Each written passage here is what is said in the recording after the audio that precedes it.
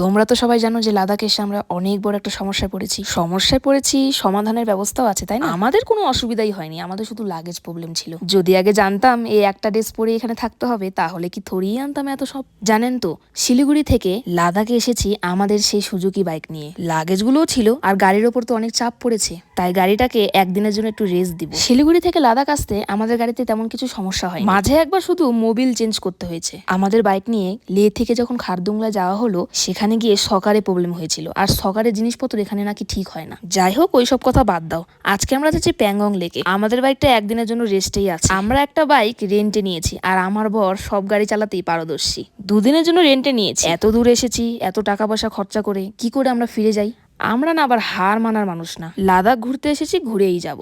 আমার বরকে যদি কেউ এখন জিজ্ঞাসা করে যে তুমি এত দূরে বাইক চালিয়ে নিয়ে এসেছো, তোমার কোনো প্রবলেম হয়নি, ও তো এক কথায় উত্তর দিবে না। আমাদের প্রবলেম বলতেই ছিল লাগেজ। আমাদের